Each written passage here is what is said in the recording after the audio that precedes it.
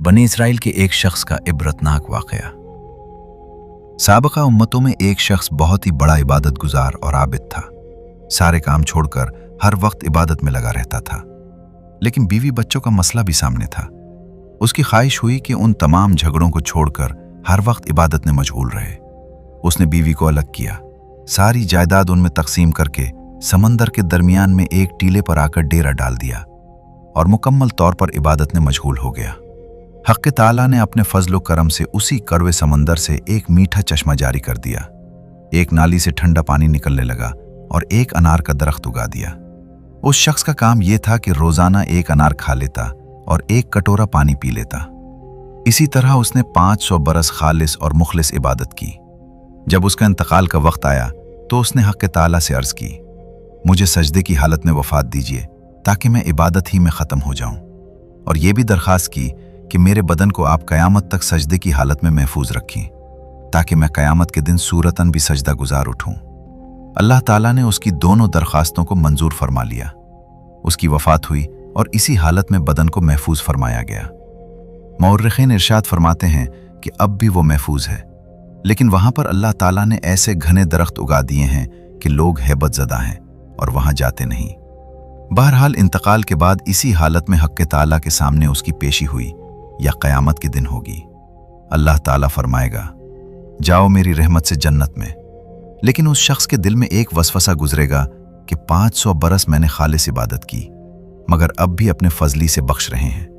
कम अज कम दिलदारी के लिए यही फरमा देते कि हमने तेरी इबादत के बदले में जन्नत दी, तो मैं खुश हो जाता कि मेहनत ठिकाने लगी। अब इसका मतलब यह है कि मैंने इबादत ही नहीं की, सिर्फ फजली से बख्शा गया। अल्लाह ताला तो अलीम व बज़ात सुदूर हैं, यानी दिलों की बात को भी जानते हैं। 500 साल की इबादत सिर्फ एक कटोरे पानी के बदले चली गई।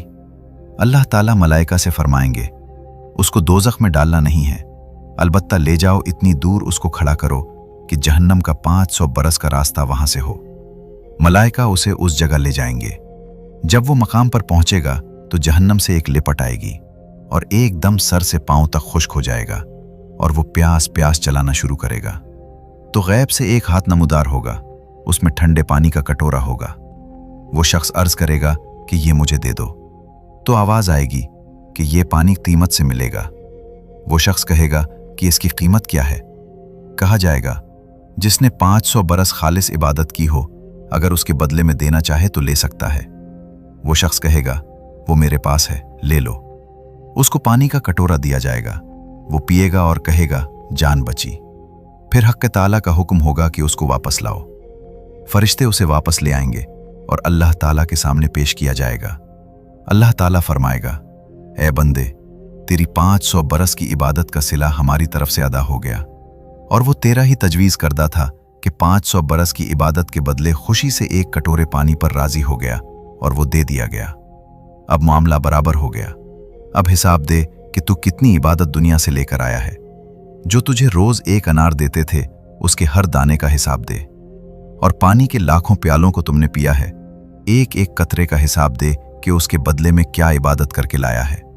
और हमने जो तुम्हारी आंखों में नूर बख्शा था, उसके हर तार का हिसाब दे कि उसके बदले में क्या इबादत करके लाया है। और हमने जो सांस की नेमत दी थी, हर हर सांस का हिसाब दे कि उसके बदले में क्या इबादत करके लाया है। ये सुनकर वो शख्स थर थर आ जाएगा और अर्ज करेगा, ऐ अल्लाह, सिर्फ आपके फजल ही से निजात है, किसी के अमल से नहीं। फिर वो उस मकाम पर पहुंचेगा जिस मकाम पर पहुंचना था। हकीकत यह है कि इंसान ख्वाह 500 बरस अमल करे या 5000 बरस, मगर फजल ही काम देगा, महज अमल काम नहीं देगा। अल्लाह ताला उसे कबूल फरमा ले तो सबसे बड़ी नेमत है।